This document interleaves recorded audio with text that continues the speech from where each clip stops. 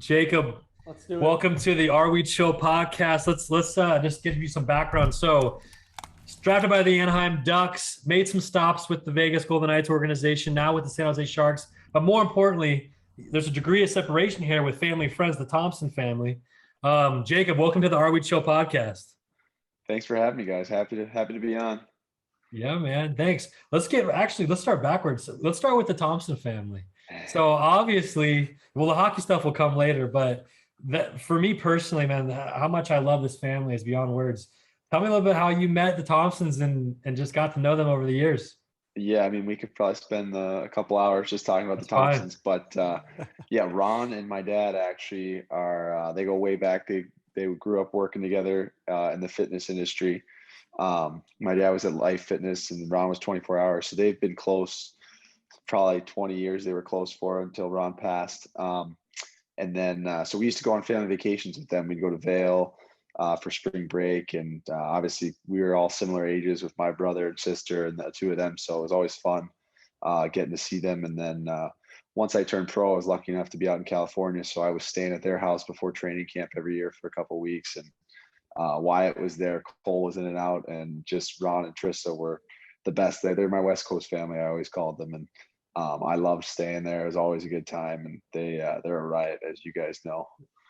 No, absolutely. Let's talk about a couple of those trips. I remember them telling about the Disneyland trips. You guys are in the room, fucking chilling out, and then, but no, CT thinks he's fucking David Goggins, and I know he's just like bumping into people, giving you an inspirational speech. Yeah, that guy he's like, every time he sees me. What's he doing? What's he doing? Tell me about that. Mr. Al Pacino. He thinks he's about 6'5", 250 pounds, and he's, I don't know, 5'9". Buck 10 soaking wet there, buddy. Something. Guy hasn't played a sport in 10 years, but he's always training for something. He thinks he's prepping for something big. Mr. Marathon. Hey, stay hard, baby. Stay hard, Mr. Yeah, he does marathons. Like, I've never seen a marathoner with a body as big as his. Yeah, dude.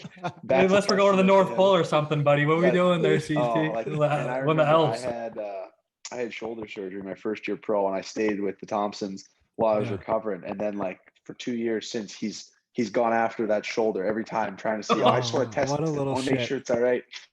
You know, that probably doesn't work anymore. I could probably get you now. He's just waiting for the day. Well, just know, how Get's bodyguards, that if that ever happens again, just know we're coming out of the wings and we're gonna get CT with some freaking elbows, baby. I'm way more worried about Wyatt than Cole. Dude, Wyatt, God, let's talk about him. That kid is just the sweetest. I mean, he's just such a sweet guy. He's a down-to-earth guy. If you're having a bad day, Jacob, as you can probably imagine, he's the one that like uplifts you. Oh, he's always and it's funny. The last time I saw him was in Fort Lauderdale. He was on his way, I think, to the Dominican to go work at a surf resort. Right. Like, who does that? He's literally the most interesting man in the world. Just kind of going through, doing all these stuff, and just kind of finding himself. He's been on awesome trips. I love hearing from him and hearing about where he's been and what he's doing, because he's all over the map. And like, you could literally stick that kid anywhere and he'd be like, this is the coolest. Like, this is great.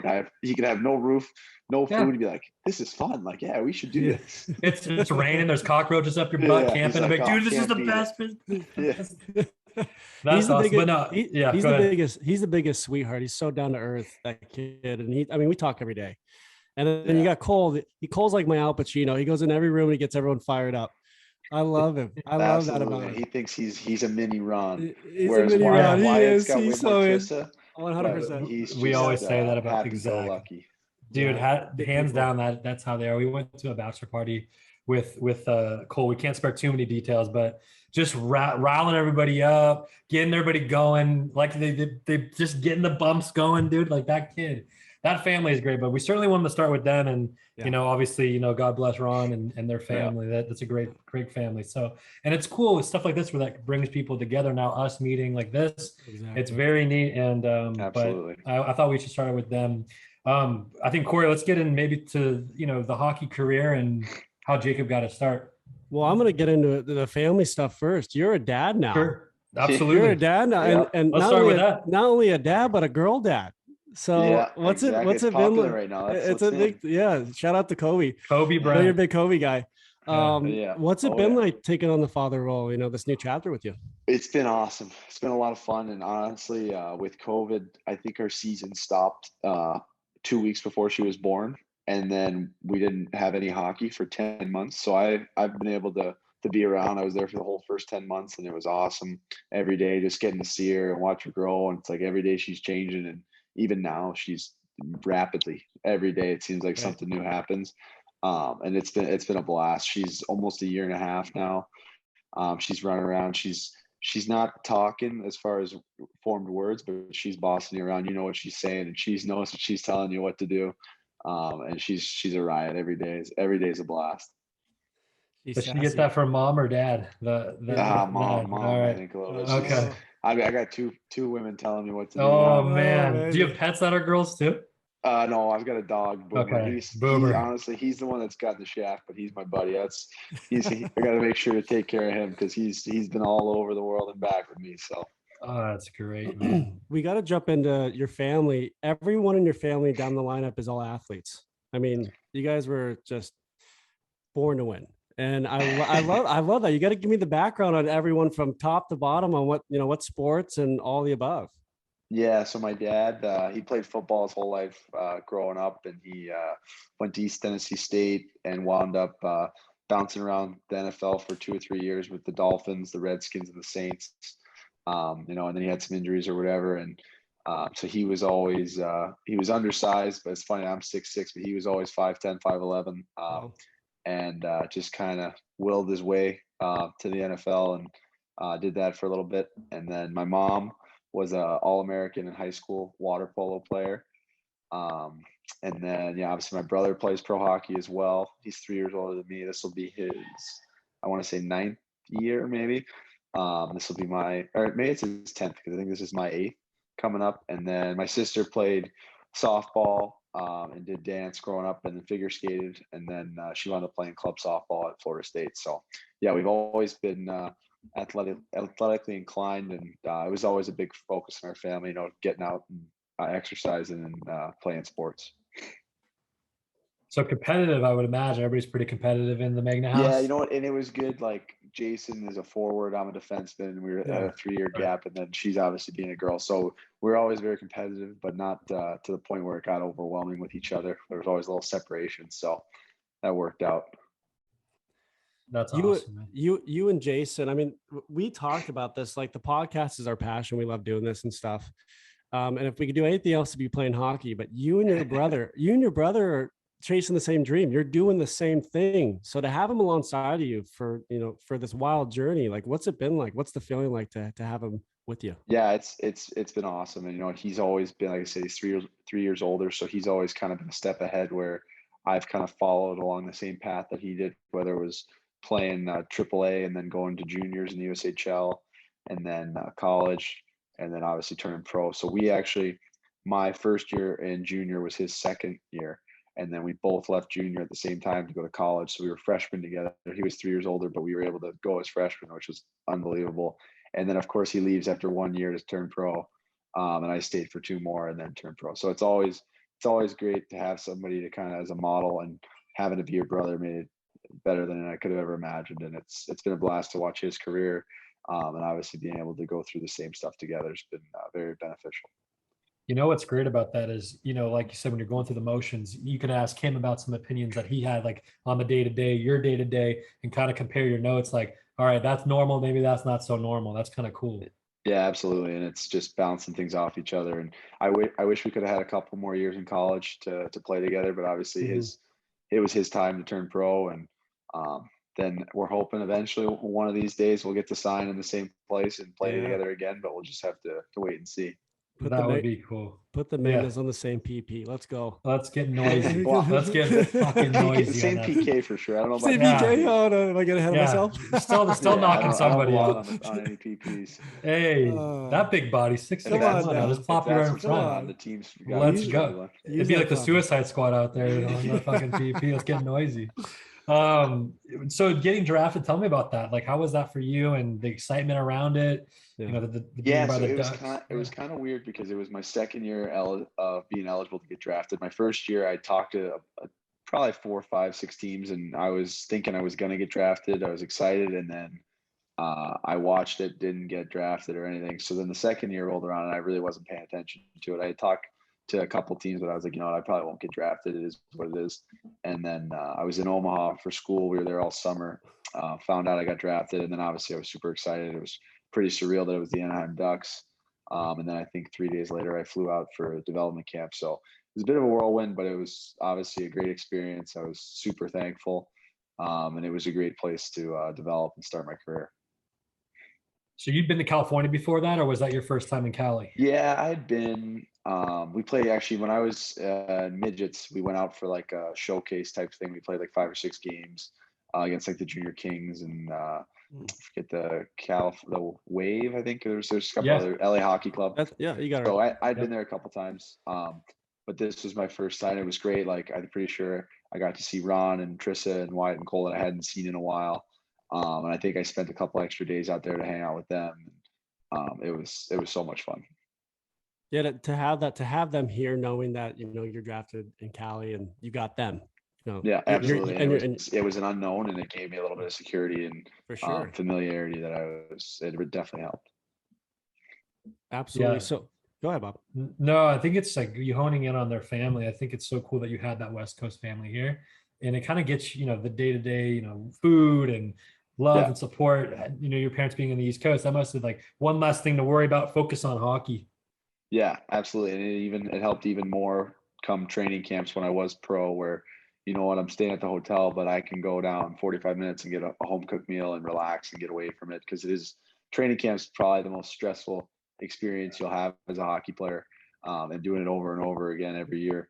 It's always nice to be able to get away while you're in it and go relax and have some family time. And I leaned on them quite a bit for that, and it was always great to get away. That's cool. I know Trissa's like a second mom to you, so she's like a complete saint. And she's the best. And like her and my mom have so many similarities, and it's like it's unbelievable when they're together. They're great friends, but it almost feels like I'm at home when I'm in Trissa's house. She's the best, like you said. I mean, we still go there to this day. If we're having a long day, it's like, come to the jacuzzi, we'll get a pizza, just come on in, just whatever you need. Right. It's the hotel resort, call concierge. I'm like, you guys are like the best family I've ever met. Like, so yeah, we hear you, man. That's so cool. So Megs, being here in Cali, playing for the Ducks organization, how was that playing for like San Diego and Anaheim and all that? Well, first and foremost, San Diego is probably the best spot you can play in the American League. It was weird. So my first year I was in Norfolk, which is where the American League team was, and then we moved out here, and they brought us in at the end of the season to Black Ace for the Ducks, and they took like 5 of us down to San Diego, and then they showed us the game rink, they showed us where the practice ring was going to be, and they're like, this is going to be it. And we were like, okay, cool. Like no one really knew one way or the other, and then we get there, and I think we had 8,000 fans every night. Like Jeremy Roenick was on the glass for the first game, and we had like there was fog. The entire game was awful. Like we had to skate laps in between whistles from the beginning. Yeah, the fog. Yeah, but you just knew it was going to be the coolest thing ever, and there was so much excitement for the team and energy.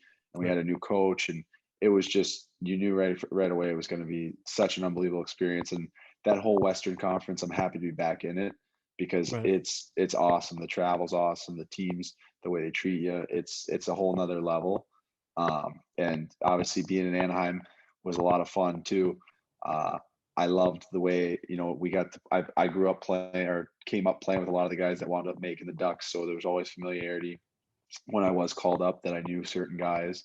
And it was just really cool. They had guys like Scott Niedermeyer. I remember going to lunch with him when I was in San Diego. I remember him being around just all these guys that were unbelievable players. I mean, even Tom Marchand obviously had a great career, and he's with the team since he was there since I got drafted. He was the guy that I talked to on the phone when I was in college.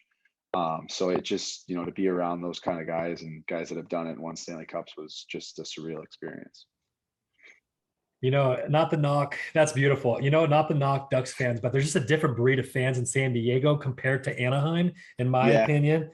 It's just different, and it's better down there in San Diego. Yeah, it's maybe a smaller. I don't know if it's a smaller community, but it's the same. Like it's more of a tight knit setup where like they love their hockey down there, and mean, they should. If I was any pro sport, I would be dying to get a team in there, because NBA would kill it. NHL would kill it. Any sport would just. I can't believe the Chargers left.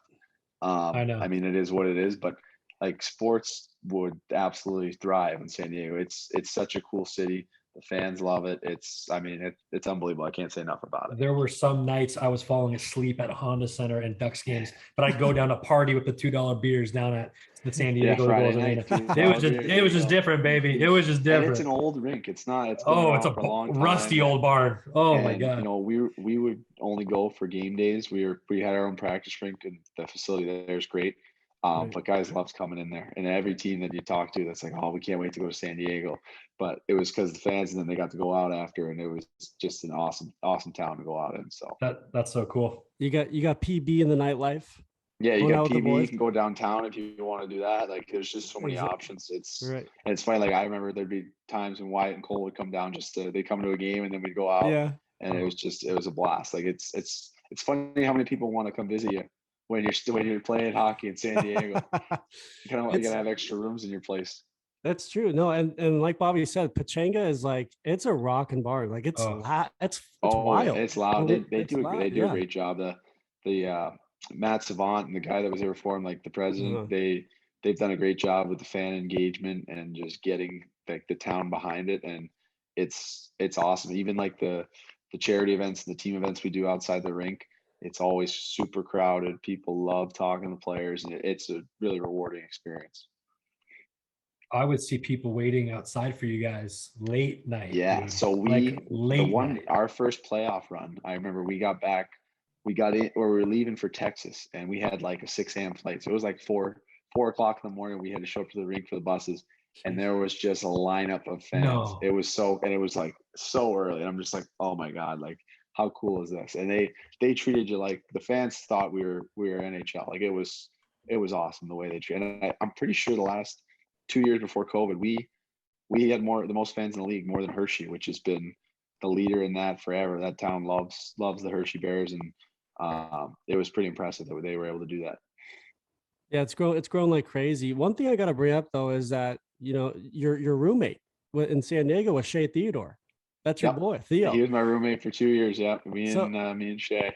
You and Shea. So what's that relationship been like with you and Shea? But I mean, him playing in Vegas, I think that brought out the best in his game. You know, what's absolutely that him getting traded there was the best thing that could have happened for him. I think you know, he came up in Anaheim. He was a young kid, and I think sometimes he struggled just with confidence. Like he's an unbelievable skater. He's a great hockey player, right. And I think it was hard for him being in that lineup where they were poised to win, and it was a situation where he really couldn't afford to make mistakes. And if he did, he would kind of get down on himself, and they'd get frustrated. And it was one of those things where you knew how talented he was. You just had to give him some rope, and he would flourish. And obviously, he's done that in Vegas. He's been really consistent the last couple of years. And I think he's only going to get better, and he'll wind up being a top 10 defenseman in the league if he's not already. And it's been great to watch him, and I keep in touch. When I was in Vegas, I obviously stayed with him during training camp and stuff. So it's been a wild ride. And now I got Montour, who is my other good buddy. He's down in Florida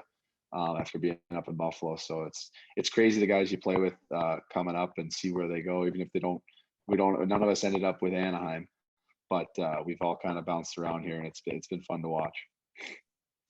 Yeah, no, I think the Ducks are still scratching their head on what the fuck they did wrong there. So yeah, I think the league is, because you know what, that first expansion draft you saw this time around, nobody did anything like that. But the first time, no one really knew what to expect, what to do, and you saw a bunch of teams make decisions they didn't want to, or that kind of came back to bite them.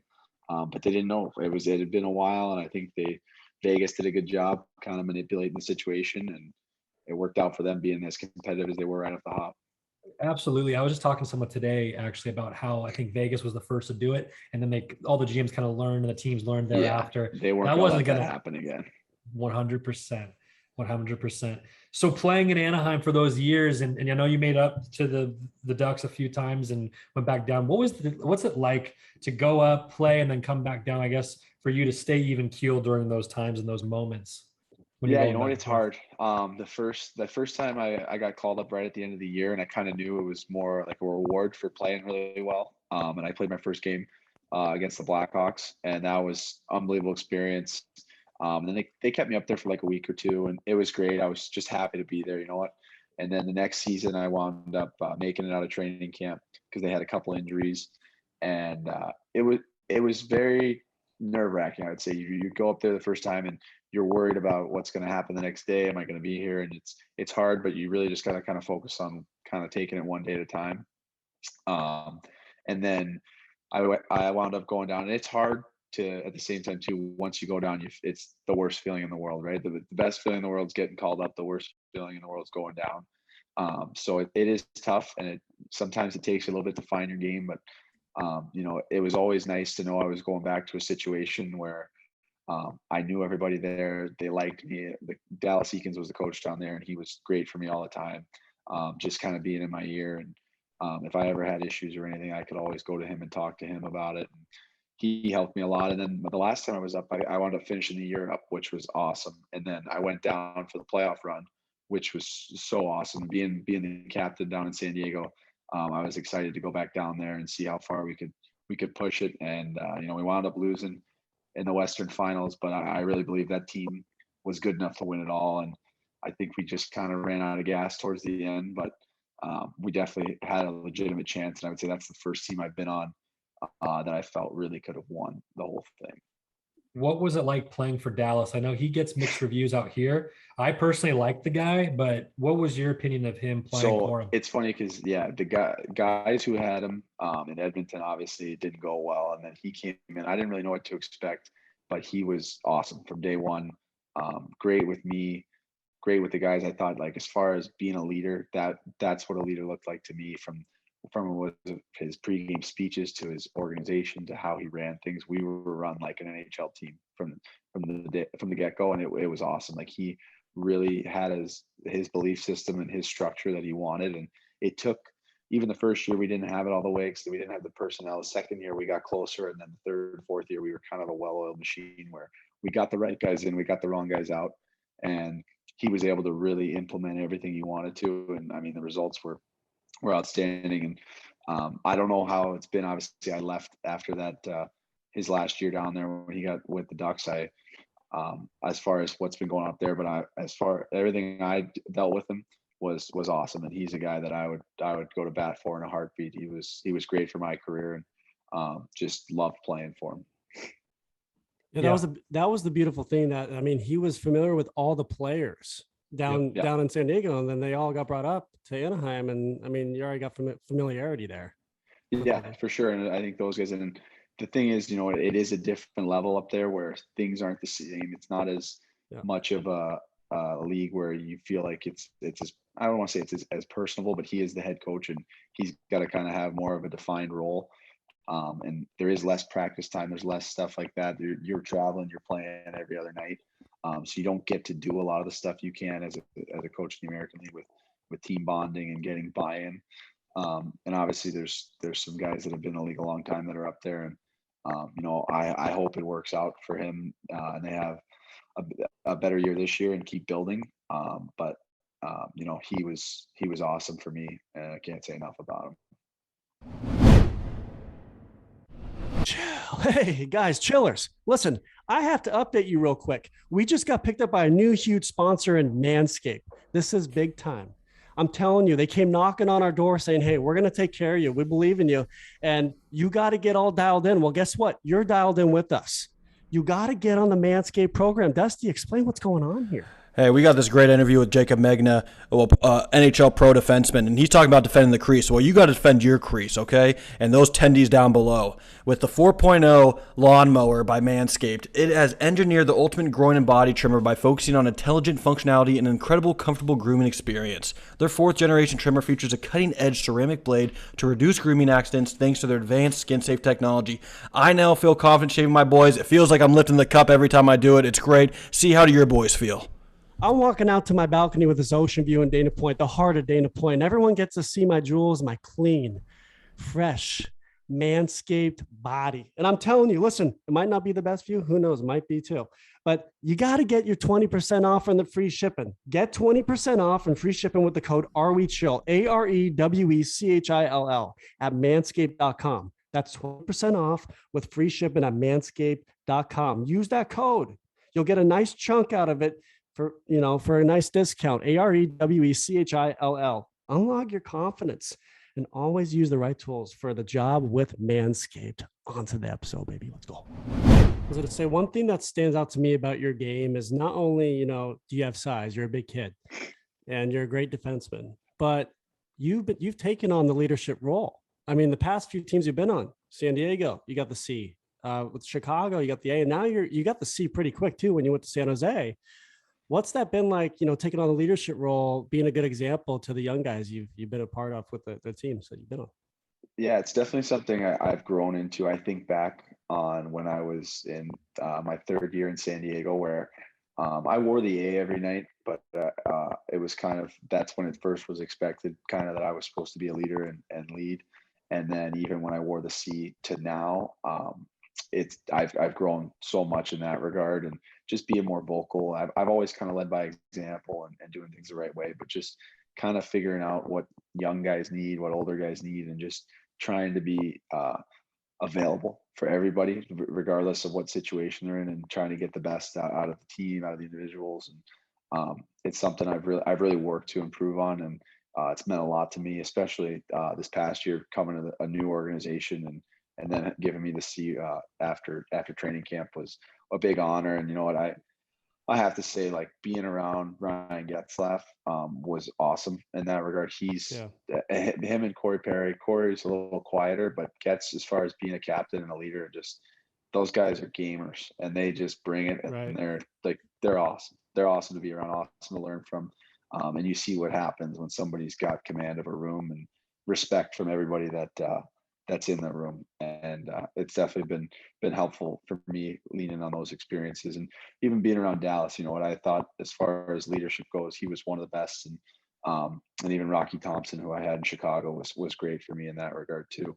So I've definitely learned from quite a few people and picked things up along the way, but it's something I'm always looking to improve upon with my game. Obviously I'm looked at as that with the teams I've been on. So it's important for me to try and do the best I can in that regard as well. Yeah, you see guys like Getz, Pears, even Eakins, and even Marchand as you're coming in. Those are amazing examples for you. And then now bringing that into a room like they have up with the Barracudas.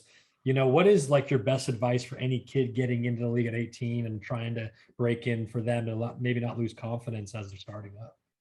Yeah, you know what? Honestly, the hardest thing I think for the young guys is just getting into figuring out a routine and sticking to it. And that's what you have to do in pro hockey, because the most important thing for young guys is they want to see you bring it every night. And that's hard. It's not easy to show up every night and have your best game. And you're not going to have, there's going to be nights when you feel like shit and you're not playing well, but you got to figure out a way to be effective.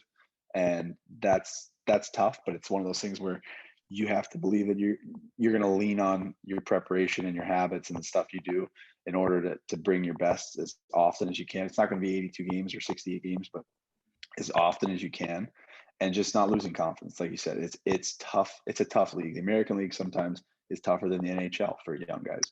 And it's one of those things where you have to have the habits. And it's something that I try to help the young guys with, and just kind of, and then you get some guys too who try and they put so much pressure on themselves to succeed and they don't have the success, and then they get down. It's like, hey, like, you're 21, you're 22, like, you're going to figure it out. Like, just keep doing what you're doing, or keep, like, follow the blueprint that you've kind of set out. And if you don't have one, watch these older guys and you'll see, like, this guy's been in the league for 10 years. This guy's been in the league for 12, 15 years.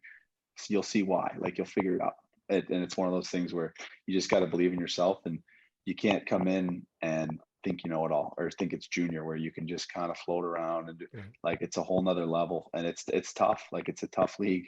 So, I mean, you see, and it's funny now, like the Barracuda last year, I would say, are probably the youngest team I've ever been a part of. And a lot of guys from day one to the end of the season, the transformation, the growth it's incredible to see in some of those young guys, where it doesn't happen overnight, but then you see, man, look at where you were game 1, game 2, game 3 versus game 40.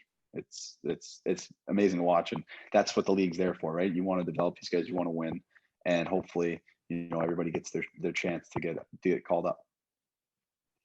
What's it been like living in NorCal? It's all new to you and your wife, and I'm sure. So it's different to SoCal. I'll tell you what, it's expensive. The rent from San Diego to here is about the same. It's crazy. I keep picking places to play that are just through the roof. But I actually really like it. I hadn't seen much of San Jose as a visiting team. You kind of just go downtown where there's not much, and you go to the rink and you're out of there. But we live in Campbell, and it's awesome. My family loves it. There's no beach like San Diego, but there's some nice little towns, and there's really good golf out here. The weather, this California weather, it's like a simulation. Every day is the same, and it's beautiful. So it's we love the weather. We love being out here, going for walks, especially with the dog and the baby. And you wake up in the morning, it's a little cool. You put on a sweatshirt, and then by freaking noon, you're sweating like crazy, and it's the summertime. So it's been great. We like it. It's nice to get a little change of scenery. I miss San Diego, for sure. But it's nice to be in the warm weather still. And your folks, they're out in Florida, correct? They're down in Fort Lauderdale. Oh, nice. That's awesome. So coming from there, it's hot. Then I talk about hot. That's why that's something you got to adjust to with that humidity. So it's very different, but still the same beautiful weather. So for the most part, you've been close to water most of your career. Yeah, I've been I grew up in Chicago, but my pro career, I went from Norfolk, which was on the water, San Diego, Anaheim, pretty close, and then back to Chicago for 1 year, and then now we're back in San Jose. So try to stick to the coasts. There you go. What is the outlook this year for you guys? How's it looking, and what's the mentality going into it?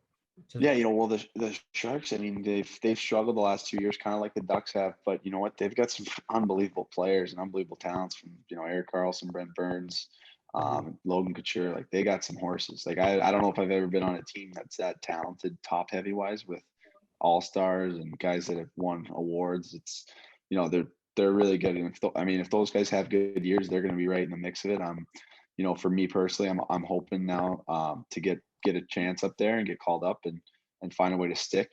Being in Anaheim, I was able to break through and find some games. In Vegas, it didn't work out for whatever reason. But now being here with my third team, I'm 28, so I'm still young enough, hopefully, to get another couple cracks at this and get called up and see if I can stick. You're a baby, dude. You're totally fine. You're gonna be just fine. That's what I keep telling myself. You're a baby. You're a baby. He's a big baby. I'm 34. I'm 34. I could be your dad. Okay. Develop a little later. They say. I feel like I'm still getting better. That's one of those things where I'm taking as good a care of my body as I can. I'm still getting stronger. Still getting, still improving my skating, my footwork, things like that. So I'm, I still feel like I'm nowhere near the downside of my career. I'm still kind of trending upward, in my opinion. So you got plenty of juice in you. Yeah. So is Jason. You guys will be. Well, hopefully we both can find a way to get some games up here and see if we can stick and play against each other in the NHL. We've played against each other in the American League, but never in the NHL yet. So that's another goal of ours. How is that when you guys are going toe to toe? Is it fun? I'm sure it's a blast. It's fun. So we did it in junior in the USHL. We actually played like 2 or 3 games during the year, and then we had a playoff series against each other, which was a lot of fun. And then when he was in Wilkes-Barre and I was in Norfolk, I was hurt, I think, the first 40 games in Norfolk. So I only played, I think, close to 30. We got to play him in Wilkes-Barre, I think, just one time. So we haven't had a ton of games against each other. And then last year, it just worked out that San Jose didn't play Colorado in the minors, so we weren't able to play each other. But hopefully soon here, it's coming. Yeah, I'm sure your parents have a blast with that. On a much smaller scale, we played roller hockey growing up, Corey and I and Dusty, and we would have college tournaments in roller where there'd be a bar in between the 2 rinks and be clear so you could see the boards and everything. My dad would go between the bar and us back and forth. And he said that was the best moments of his life, watching us both play at the same time. Yeah, and I can only imagine for your mom and dad watching you guys on that level is so cool. Yeah, absolutely. I think they get a little stressed out sometimes, but other than that, it's a blast for them, and it's cool for the whole family. So is it one of those things where one goes on one side, the other goes on the other, or how does it work? No, they sit together in the middle. They just try not to say anything one way or the other the whole time. It's funny, and for them being on the East Coast, it's hard for them to stay up and watch games. So half the time, my mom will be watching still, my dad will be asleep, and he'll watch it in the morning. Yeah. But they do their best to make it work and get out and see us both. That's awesome. Going back to San Jose real quick, those fans are no fucking joke, dude. I mean, going to Ducks games, it's just different. Going up there, I was Shark afraid for Tank. I was Tank. afraid to wear anything Ducks colors. And I'm not, I mean, dude, I'm not a pussy, but going in there, I was like, what? I'm going to get just hung by my toes at the top of the Shark Tank here. Like they were crazy upstairs. Yeah, I it's thought I was going to die.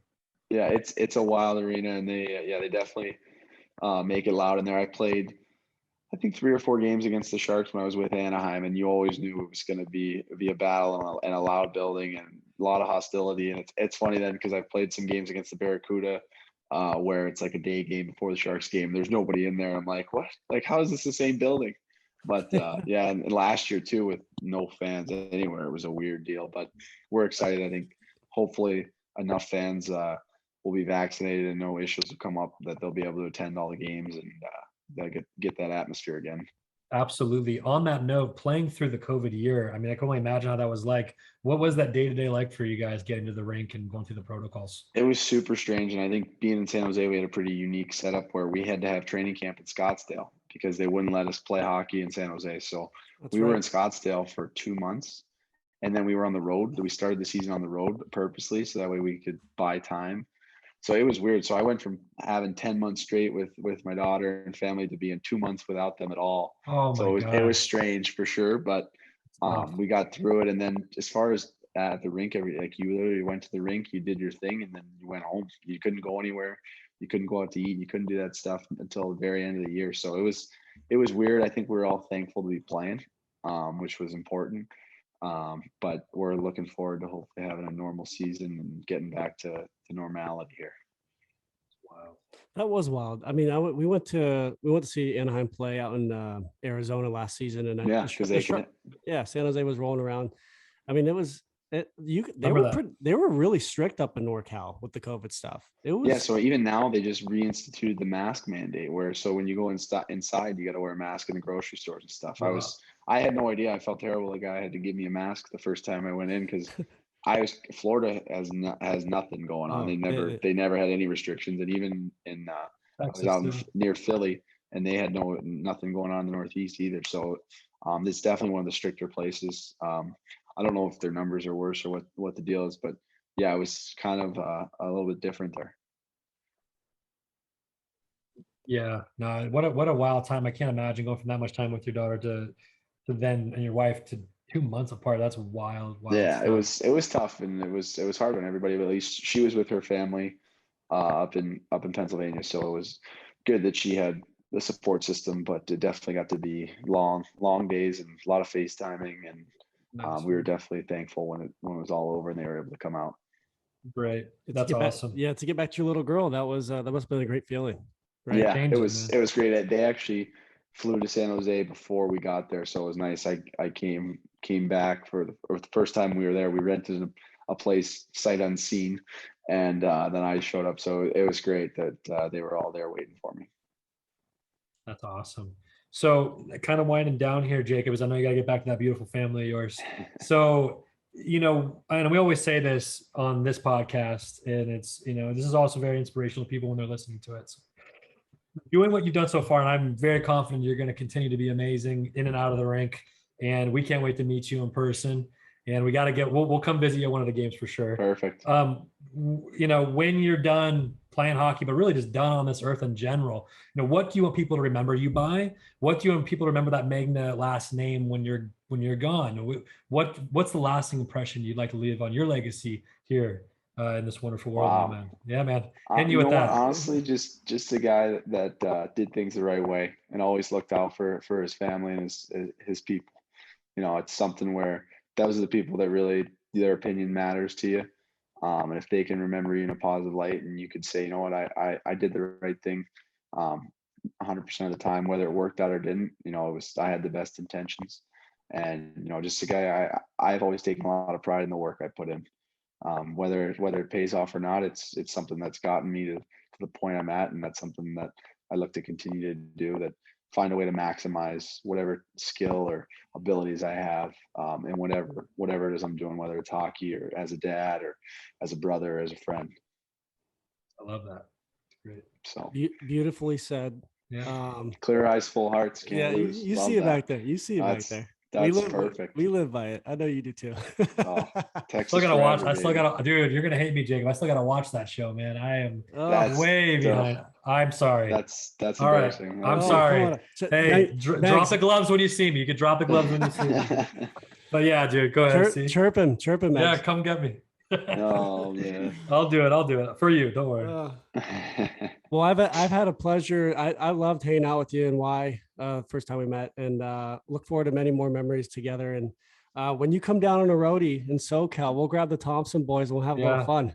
Absolutely. You know what? Cole was the one person I think I got to go on the road, and I had dinner with him when we were in Ontario, because he was right by Escondido there, or was it Escondido or El Segundo? Yeah. So we were able, right. he took me down to Manhattan Beach, and we had dinner, and it was a blast to see him. So definitely next time we're down there, we'll definitely have to get together and have a good old time. We will. We'll come up to see you. We'll jump on a 1-day trip to San Jose. Yeah, absolutely. Anytime. That's just let me easy. know. That's easy. There you go. We'll have some fun. I was in Marina Del Rey that night too. He told me. I was like, why didn't you just call me? What the heck? I was next door to you. Come on, CT. Man, that's cool. He's sometimes he's a little protective. He wanted to have it himself, maybe. Who knows? Yeah. I tried to get Wyatt to come, and even Wyatt, I don't know, maybe he told Wyatt no. I'm not sure. We're gonna shoulder check him when we see CT's a one-on-one guy. Yeah. Yeah, who knows? He's gonna try and beat me up again. Dude, we'll knock him out. Don't even worry. Jacob, we can't thank you enough. You're an amazing guy, and I can't wait to meet you in person too, man. So we'll make it happen. Absolutely. But thanks so much for jumping on today, dude. No problem, guys. Thanks for having me, and best of luck here. You guys are doing great. Thank you, brother. Thanks, We'll bud. talk to you soon. Bye.